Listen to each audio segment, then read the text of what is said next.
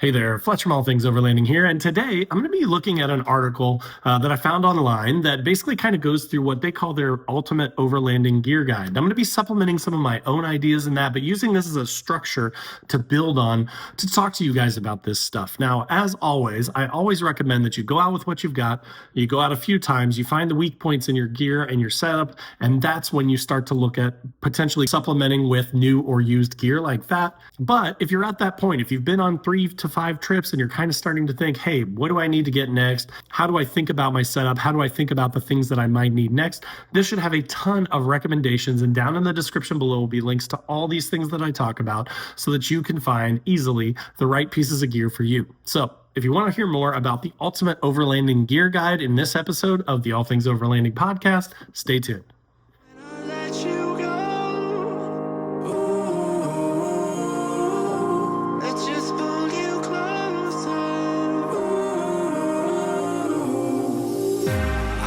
Understand where it came from, but you got it, my got it. It began in the land of the sandstorm. I fought it, though I wanted everything to do with what you give to me. Loosening my grip.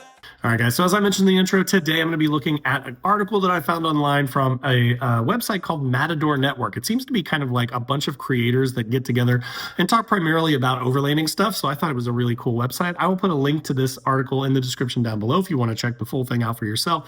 All right, so let's kind of break these though up into a few different categories for what I'm going to talk about in this episode, so you know what gear you're getting into. Again, if you're on YouTube, I will put chapters in this so you can kind of skip around. If you're on the podcast, of course, then as you listen through, you'll hear the different pieces. I'm going to go in the order that I'm going to lay them out right here. So I'm going to start by talking about shelter and power solutions. And again, I'm going to kind of base this off of the Matador Network thing and what they say, but then I'm going to filter in some of my own experiences and talk about pieces of gear that I've used that I've found to be really helpful personally.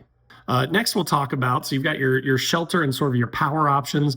Once you pack up and you're ready to hit the trails the next day, then we're going to talk about tackling tough terrain and recovery gear. So we'll talk about everything from, suspension lifts, modifications to your vehicle, to recovery stuff. Then next, we're going to talk a little bit about enhancing visibility and communication. So that could be everything from lighting to GMRS radios.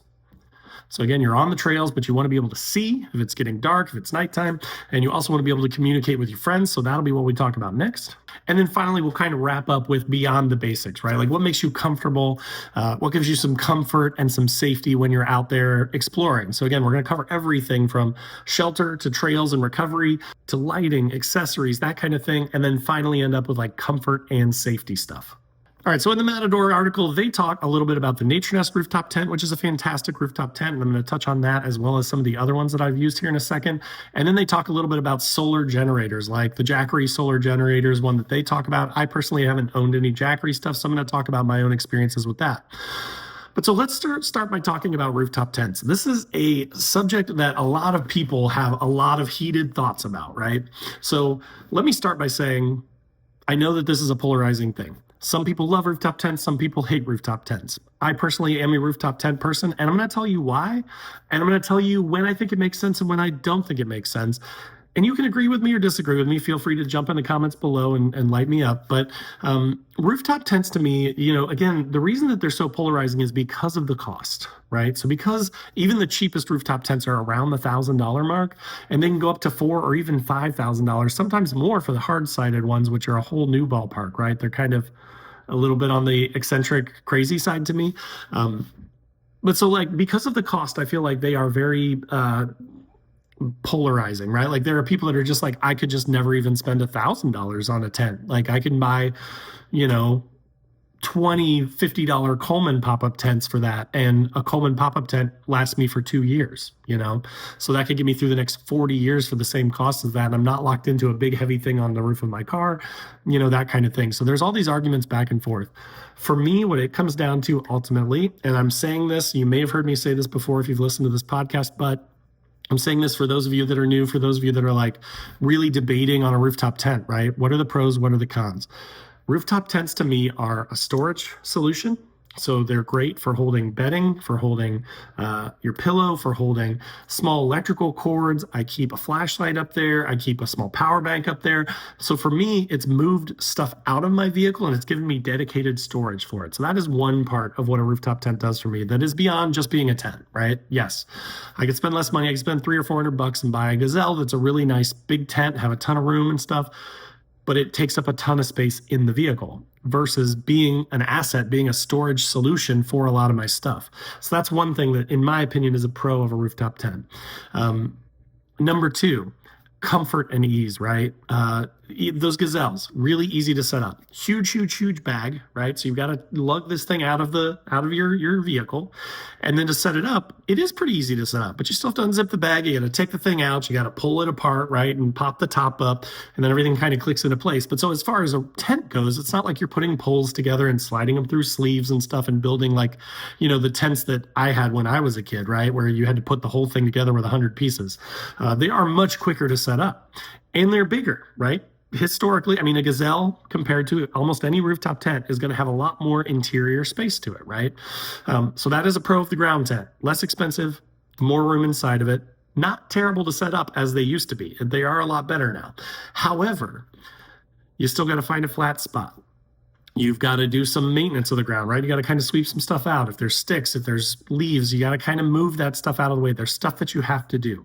I also, you can be as meticulous with your shoes and stuff as you want. For some reason, when you are on the ground and you are, it starts to rain and you're going to get into your tent, you're just going to hop into that tent with your shoes on. It's very tricky to not get dirt and leaves and stuff into that tent. Whereas by the time you climb a ladder up to a rooftop tent, all that stuff is kind of falling off your shoes. You've got a boot bag or a shoe bag there. You can take your shoes off, you put them in. My tent, my rooftop tent is always immaculately clean inside. It's very difficult to get it dirty versus the ground tents. I feel like just constantly have leaves and dirt and stuff in them, and you have to clean them out and they just get gross immediately.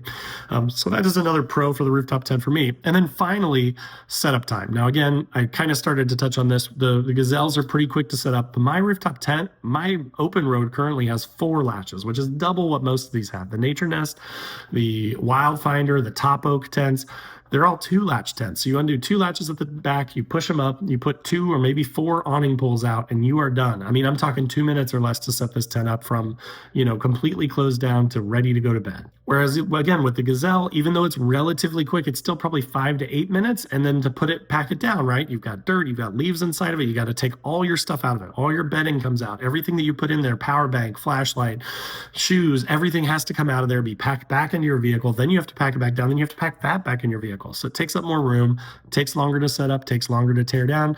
Does give you a base camp, though. That is one thing that not a lot of people talk about. It's one thing that I get pushed back on a lot with the rooftop tent is, hey, what if you want to move camp later in the day? The good thing is packing down my rooftop tent takes 2 minutes, right? Like I can pack it down really quick if I need to. But if you're going to be spending time in one area, what that brings to mind for me is like Daniel Boone Backcountry Byway down in Kentucky. There is a campground nearby. There's not really any dispersed camping in that area, but you can, camp at a campground. If you throw a Gazelle up on the ground, and you can go out and hit trails all day, come back, pop into your tent. You don't have to set things up and tear them down all the time.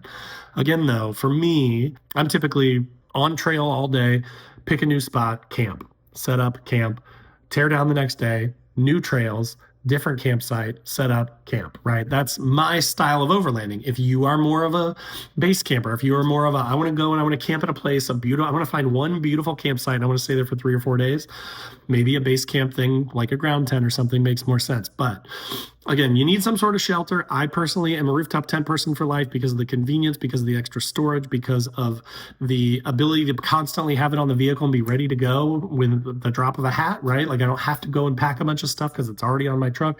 That is for me. So, but just think about those things. If you are daily driving your vehicle, if you don't want to have something like that heavy up top, if you're more of a wheeler than an overlander, you may not want all that weight up high.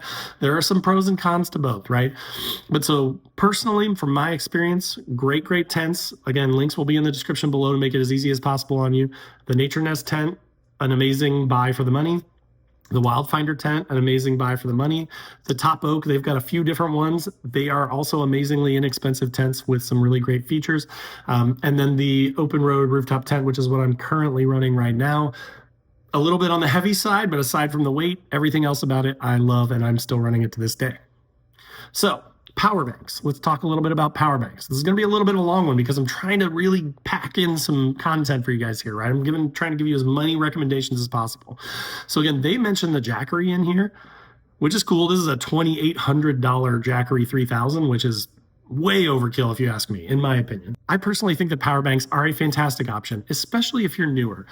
You'll see a lot of things about dual battery setups. I run a dual battery setup. I know a lot of people that run dual battery setups. In some ways, having a dual battery is a little bit simpler sometimes. Again, it's kind of like the rooftop tent thing, right? Like if you're really into camping like I am, and you want to just constantly have power with solar keeping it topped off, and you want to be ready to go at the drop of a hat, a dual battery might make sense for you. But for most people, you don't want to invest that kind of money into something like that if you're going to go 4 times a year, 6 times a year, maybe even 8 times a year, right? Like it's just not worth spending $1,000, $1,500 on some LiFePo4 batteries, a controller, solar, all that stuff to make a dual battery. But if you have a portable power bank, you can use it at home. If you lose power at home, you could use it. I use mine. I'm not kidding. I use mine sometimes. Like if I'm sitting on the couch downstairs and the cord and the wall socket is too far away, I'll run like a heated blanket off of a power bank and just use the power bank because then I don't have to stretch an extension cord and mess with all that.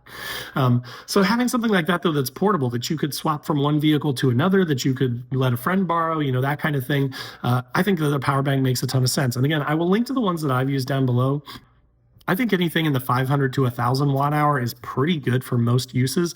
Again, unless you're going out for weeks at a time and running a fridge in hot temps, you probably don't need a whole lot more than that. I have a little 500 or 600 watt hour power bank that I use for most trips, and I mainly just use it to charge small electronics, charge my chainsaw batteries, keep my drone charged up, that sort of thing. And I mainly just do it because it has a built-in AC inverter, right? So I don't have to worry about putting an inverter on my dual battery or figuring out a way to create AC power from it. I can just plug it into my power bank. It's an all-in-one unit. When I get home, I charge it back up and then it's ready to go the next time. So power banks are a great option. Again, I'll put a link to that 500, 600-ish watt one that I've got down below. And then there's like the Blue Eddies and the EcoFlows have really good names. I've heard really good things about them. I haven't personally owned them, but for the money, the prices on those things have dropped. So again, I'll put links in the description down below to those because you can get, 800 to 1,000 watt hours of power in those things for like $400 to $500, which is really, really cheap. Okay, so next, tackling tough terrain and recovery, right? We're going to talk a little bit about the tough terrain stuff here. They've got, in their article, an ARB easy deflator kit. I've used a ton of like the Ston easy deflator things. You just basically screw them onto your tires and you preset them to a preset that you want. So let's say, I get a lot of questions from people about what do I air down to? When do I air down? Really super basic. And I'm not an expert here, but based on my experience, if you're going to be on really rough roads, if you're going to be in snow, if you're going to be in mud, if you're going to be on super rocky stuff, you probably want to air down. I will drive on the highway at 20 pounds of pressure. It is a little bit sketchy feeling. You got to be comfortable with it. You got to be a little bit more careful. If you had to make an emergency maneuver, just keep in mind that your tires are softer. They're not going to have that rigid sidewall that you're used to, so it can make it a little bit more dangerous in those situations. So you want to be aware of that and drive at slower speeds. But like just to go between trails, right? If you have to go on a highway for a little bit to go between one trail to the other, it's fine to do that. It's not going to hurt anything. But so typically that's when I will do it, is when I'm in those sort of conditions, just to make it more comfortable or to give you better traction, again, in like snow and mud, rocky terrain, that kind of thing. But where I will typically go is I will typically air down to about, if it's just for comfort, I'll air down to about 25. And the reason for that is because the more you air down, the longer it's going to take to air back up, right? So like I want to be a little more comfortable, but I also don't want to spend 20 minutes airing back up when I'm done. So I may go down to 25 if it's not really all that challenging, but it is a little rocky and I just want to be comfortable. If it's snowy and stuff, I will go down to like 20 is probably my standard. I've gone down as low as like 12 to 15 before. It gives you crazy traction, but you want to be careful that you don't throw a bead, meaning pull the tire off the rim basically, because the tire pressure is too low to sustain the grip on the wheel. But so having easy deflators like the ARB, like the Ston, like there's a million different options, which again, I'll link to the ones I've used down below. Having those just makes it really easy. When you get to the trailhead and you want to air down, you just boom, pop them on there. I currently right now I'm using a Thor's Lightning 4-tire air up system. The thing that's really cool about that though is you can hook it up to all 4 tires at the same time, and then you basically have like a controller with a digital readout, and you can just let it go. Open one valve and you're airing down all 4 tires so they equally air down, so that you have the same pressure in all 4 tires. But then that's what I'm doing right now. And I like that because it's just super simple. And then it works in reverse too. When you want to air back up, you hook up this 4-tire system to all 4 tires, plug it into an air compressor, and you just air all 4 back up. They all go back up equally, and you're good to go. But so being prepared to quickly and easily air down is going to make your trips a lot more comfortable. It's going to give you better traction off-road. Being prepared to air back up is going to make you safer then when you go back onto the road. It's also going to improve your gas mileage, right? So you don't want to drive all the way home on 20 pounds of pressure because it's going to hurt your gas mileage. Whereas if you go back up to, say, 35 or 40 pounds of pressure, you're going to get better gas mileage. You're going to be safer on the highway. Next, they mention a high lift jack and some Bunker Industries traction boards. I actually have some Bunker Industry traction boards. They're a little bit different than this. They have replaceable metal parts in them, which I really, really like. So if you wear these things out, you can service the board. You don't have to replace them every single time. So I'll put a link to those down below, but those are my favorite traction boards that I've had, and they're what I currently use. As for a high lift, I kind of got rid of that, and I went to a locking bottle jack. What I like about it is, one, it's really, really small, so it's not as long as like a 48-inch high lift jack. But two, it's also got a locking mechanism built into it, so you can just simply put this thing in. It has a big wide base on the bottom of it, but you can put it under your truck, jack up on the frame, and then you can lock the bottle jack in place. So unlike traditional jacks where you have to worry about the dangers of them potentially, releasing the hydraulic pressure and dropping your vehicle on top of you, or high lifts, which are also known to be extremely dangerous. If you don't get them locked in, they can kick up and, knock you out or throw the truck out from under you. They're scary. I had to lift my Xterra once off of a slider using a high lift jack on concrete, and it felt sketchy. And I was very, very careful, and everything was fine, and I didn't die, and it didn't slide out from under the truck, but man, it did not feel great. Whereas with this bottle jack, again, you get a really wide base. It's very inexpensive. I think it's like $60 or $80 or something like that for this thing. So it's a very reasonably priced thing that also doesn't take up a ton of room. You can keep it in the bed of your truck or something if you have a cap or a topper, but it's just really easy to use, really safe and easy to lock. And I just like it because you don't have to be outside the vehicle, like wrenching on this high lift. You can just put it underneath the vehicle and, jack it up off the frame, which to me feels a lot safer. So now as far as recovery stuff goes, I'm currently running a Zargus K470 case. I believe that's what it's called. If not, I'll put it up here on the screen. They have a lot of numbers, so it's hard to remember. But the Zargus case is awesome because it's weatherproof, it's easy to lock down, it's easy to throw on the roof of your vehicle, and it's got a ton of capacity inside of it. And then inside of that, I keep 2 solid metal D-rings. Those are more for attaching to the body parts of my truck, so like my D-ring mounts up front. Then I carry 4 different soft shackles. And then I've got 2 sets of kinetic rope. I've got a 30-foot, 4-inch by 30-foot recovery strap, so not a tow strap. That is one important thing. I learned that lesson when I was a young man years ago. There is a difference between a tow strap and a recovery strap. Never, ever, ever buy a tow strap for recovery. The reason is it doesn't have the flex in it. It can splinter and shred, and it's very dangerous because then it's going to fly back at the source of the stress, right? With a recovery strap, they are meant to stretch, so they have more give in them, and they're meant to be used more in like a yanking sort of situation. That's why I have 2 kinetic ropes now, is because I really love the use of kinetic ropes. They're just so much smoother. It's not as jarring as a recovery strap, so it's just nice to have that ability to sort of take that kinetic energy and expend it slowly over time and then ramp it up versus just all of it hitting at once. So I will put links to all this stuff again down below, but I carry all that stuff with me. I've also got an Orcish is the brand snatch block, which we've used 20 times. It's been great, very inexpensive piece of gear. And then you may want to have some tree saver straps too. I currently just use my regular recovery strap and wrap it around the tree a few times, but they have some shorter ones that are really nice that just give you an easy way to sort of attach a snatch block, let's say, to a tree. Now, if you don't know what some of these things are in recovery, I encourage you to go on YouTube, search for Ronnie Dahl, D-A-H-L. He does a ton of awesome recovery videos. Learn from that stuff. Then go to some classes. Go to Overland Expos, East, West, Flagstaff, whatever.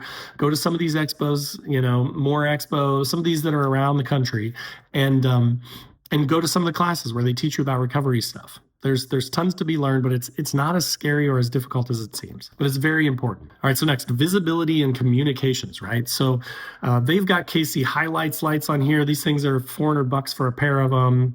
They've got a Warn medium duty winch accessory bag. That is a nice kit. Warn makes decent stuff, but again, that's $230. I mostly have budget stuff, if I'm being honest. And hear me out here. of course, would say buy the best quality recovery gear. For me, is it's one of those things where it's like when you need it, it's kind of like a fire extinguisher, right? Like you hope you never have to use it, but if you need it, you don't want to have a crappy cheapy fire extinguisher that's not going to put out a fire, right? So if you can afford to buy better quality recovery gear, I definitely encourage that. I also feel like I don't really use, I mean, I do use recovery gear a fair amount because we do some stupid stuff, but one, I could avoid it completely. If I was very cautious and just turned around at the first sign of anything that looked challenging, you could avoid being dumb and getting yourself into situations most of the time, unless it's a complete accident, which has very rarely happened to me. But in my case, I prefer to have, a lot of recovery gear, meaning at least the soft shackles, the kinetic rope, the regular strap, and a snatch block that are inexpensive versus nothing, right? Like I don't want to just have one strap that's not going to help me in most situations because I could only afford to spend $200 on one strap when for $200 I could get a snatch block, some soft shackles, and a kinetic rope, right? From say a Nylite or, a brand that's less expensive. So I will put links to the stuff that I have down below. I will put links to some of the nicer stuff down below, but don't feel pressured necessarily one way or the other. I definitely get the concerns with the budget price stuff. I have used the budget price stuff though a ton, and I've never had any failures of it. I will say that I note some fraying and stuff after just a few uses, so you probably will get more wear and tear out of the more expensive stuff, and you'll also have a better chance that they are rated for the weights that they say they are. But again, I'm dealing with a mid-sized truck. Most of my friends have mid-sized trucks. We're not like pulling tanks out of mud pits, okay? So, but recovery stuff is important, but just take it all with a grain of salt, right? Watch some videos, take some classes, learn the bare basics, look at the links that I put down below because some of those things I think are really good. Some soft shackles, a kinetic rope, a snatch block, and a recovery strap are good starting point for recovery. Of course, if you can have a winch or something, that's great too. I personally run an open road Panther 2S winch right now. They have a new 3S winch that's better in every way that I would recommend as well. Very budget priced winch. The Badlands winches from Harbor Freight are supposed to be really good too. So, a winch is awesome for self-recovery, which is why I have it because I go solo quite a bit. But, that is an option as well. But all these things add up, right? So you just want to think about it. Are you wheeling a lot or are you just hitting, gravel fire roads to get to a campsite? So based on that, make your decision on whether this is a worthwhile purchase or not. But again, for recovery stuff, you should always probably have some traction boards, a recovery strap, some soft shackles. So for communication, they talk a little bit about the Garmin InReach Mini 2. Those things are great. I had a Zoleo for a while. They're great. But nowadays, honestly, I wouldn't get one of those. I have Starlink now. And, the Garmin InReach Mini 2, I think, is $300 or $400 for that. Plus, then you have to pay for a subscription to it. The Starlink Mini goes on sale pretty frequently for $450, and then it's $50 a month for that. But you can do more than just send text messages and like communicate in very basic ways like you can with the InReach. With the Starlink, you could literally be out in the middle of nowhere and you could be working and sending emails and streaming videos and stuff, right? Like it's just like having internet in the middle of the woods. So nowadays, I really favor the Starlink. I'm using a Sat Gear mount for it. I'll put a link to that in the description down below, but it's just a suction cup based mount so that when I'm getting ready to go on a trip, I slap it up on the roof of my truck, plug it into my battery, and I'm good to go.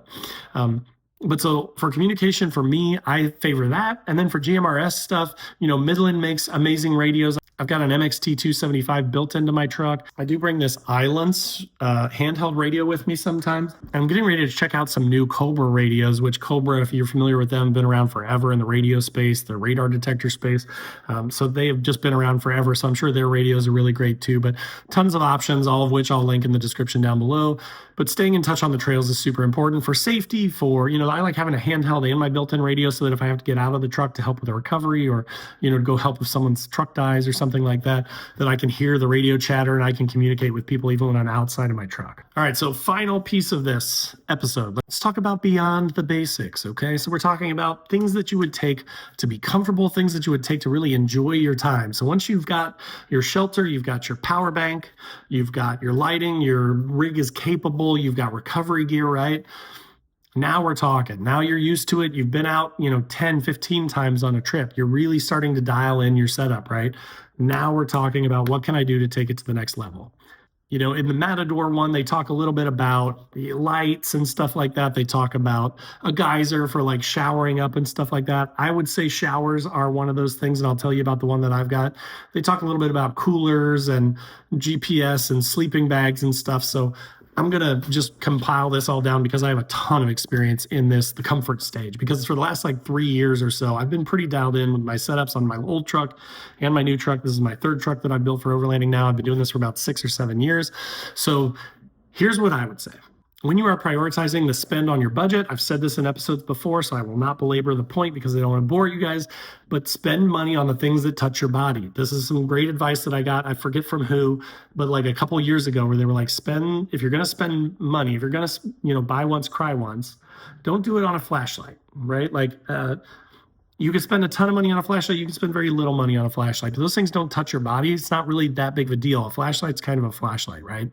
But when you're buying clothes for yourself, it's important to not just buy the cheapest, crappiest, Chinese Amazon product that you can find. You may want to buy, splurge for the better gear. Go to REI and check some stuff out. Try on some stuff. Take it out and wear it. Make sure that it's comfortable. One of my featured partners in the description down below is Livson. They make some amazingly high quality clothing, super comfortable, built to last forever. Like the Livson guys are what I picture when I think of this, buy once, cry once. Yes, it's expensive stuff, but if you're buying a pair of pants that you can wear for the next 10 years without ripping a hole in them, like it's worth that versus spending half the amount for a pair of pants that's going to last a year or two, So Livson is a great example. Again, go to the featured partners down below, click through and look at their stuff. Their clothes are just amazing. They've got super comfy flannels. They've got awesome t-shirts, hats, awesome pants, overalls, all kinds of stuff, shorts. So, that is one of the things where you want to buy once, cry once to be comfortable. That's beyond, just the basics. The other thing is sleeping, right? So your sleeping bag, your sleeping pad, that has been huge for me. It has taken me years to get to this point. I've just slept uncomfortably and rolled like an alligator every night for basically like the first 3 to 5 years that I went camping. And then I started trying out, like I had the Luno air mattress and I really, really liked that. I had the Sea to Summit double air mattress, which was awesome. It was just really big. But like an air combo air memory foam mattress is a great option. Personally, right now, I'm running the Hest 4-inch foamy wide mattress. The reason for that, and I get this question quite a bit on the Hest video, is it's 30 inches wide. So it's plenty wide for a single person. Again, I go solo 95% of the time. If my wife comes with me, I will grab the Luno air mattress and I'll set that beside the Hest one and air it up, and then she can lay on that and we just lay side by side on those. But the Hest stuff is so nice. I run a Hest foamy wide mattress.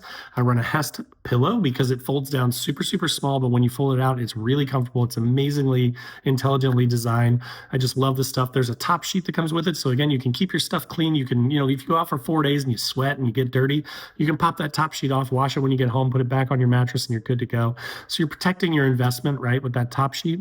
But so like that's the kind of stuff where being comfortable really matters, right? Like you can go out, you can have the coolest looking rig, you can have the most capable rig, you can get out there, but if you sleep like crap every night, it's not as much fun as it could be, right? If you're on the trail exhausted the next day because you slept like crap the night before because you cheaped out on your bedding, it can ruin the whole experience, right? So that is where I say the beyond the basic stuff is some of the most important stuff. As far as shower goes, I mentioned that too. I'm currently running the Bouge RV heated water shower. So it's kind of like the Kakadu style. Kakadu has one, Camp Lux has one, Bouge RV has one. I have the Bouge RV one. I think it's probably one of the cheapest ones out there. It has a little bit of a flaw, and I'll put a card up here to it, just where if you run it at full blast on like full temp, you can air it out basically, but I show you how to avoid that in this video that I'll link to up here. But aside from that little flaw, like for 300 and some bucks to have a completely enclosed, really small footprint hot water shower that you could be in the literal middle of nowhere with your Starlink working and doing internet stuff, and then get a hot shower, game changer, right? Like that is where you really start to get comfortable. That is like on the Wyoming trip, we were gone for 2 weeks. We were stinky. I ended up taking a bath basically in a creek because I was just so stinky. And I'm like, this is horrible. And that creek was freezing. So now, again, I've got an integrated All Top is the brand that I've got of my shower tent. There's Rain Outdoors makes one. There's a ton of different awesome brands that make these things. But you know, having like a built-in shower tent and a hot water heater shower that you can run off propane and just drop your hose into a creek or something nearby, amazing. Take the longest shower that you want, be nice and clean and soapy and warm, and enjoy yourself, right? So that is definitely one of those things that's kind of beyond the basics. All right, so those were, you know, again, based on this Matador network thing, this is what kind of got me thinking about this stuff and got me really walking through kind of my setup and some of the things that I've used over the years, because I've used so many different pieces of gear now at this point that I've definitely got some favorites and some things that I don't really use. So what did I miss? You guys, you know, again, if you're on YouTube, if you're on Spotify, post up in the comments down below. Let me know what pieces of gear you can't live without. Let me know if you have any questions about any of these. As I mentioned a bunch of times throughout this episode, there are going to be links in the description below. YouTube has started to shrink that description box down there. Click see more down there to expand it, because I'm going to put all this stuff down there to make it just as easy as possible. So, you know, I hate that when people are like, I love this thing in a video, and then I have to go try and Google this thing and find it. All the links will be down there in the description below to make it as easy as possible. So hopefully that helps. As always, thank you so much for watching. Thank you for listening. I appreciate you guys. This is season 7. I'm loving this. I've been doing this for a while now, and just keep meeting new friends and having new experiences at expos and stuff. And I love overlanding, and I love meeting you guys, and I love when you guys say that this stuff helps you. So I hope that this is helpful. If you want to get more all things overlanding, down in the description below are links to all my other social channels, so check those out. There's also, as I mentioned, my featured partners down there. Lifson is in there. Awesome clothes. There's Nitto Tires. There's Northology Adventures, who has an amazing overlanding digital magazine that's totally free every month. Most of those I've been repping for years. Most of them I just know. Like, I just like their stuff, and so I put them down there. So definitely check those guys out, because those are the guys that deserve recognition, right? Also, below this video, if you're watching on YouTube, is a join button. That's just a passive way to support the channel. Gives you early access to the videos and some other perks. So if that sounds good, check that out. Then if you want a more active way to be involved with all things overlanding, there is a link to the Patreon group, which is awesome. It's growing every day. I think we've got about 20 some people in it now. So we've got a Discord where we chat 24/7. We do a once a month Zoom call, and we're doing just a ton of cool stuff. We're getting together once or twice a year. So it's been a ton of fun, and you should check that out if you want.